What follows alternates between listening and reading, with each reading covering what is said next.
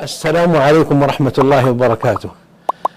طهر قلبك إلا من أتى الله بقلب سليم.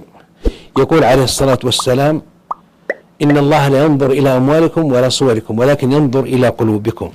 طهر هذا القلب، اجعله نقيا مباركا طيبا طاهرا. أخرج منه الحسد والضغناء والحقد والبغضاء. أخرج منه العجب والكبر والخيلاء.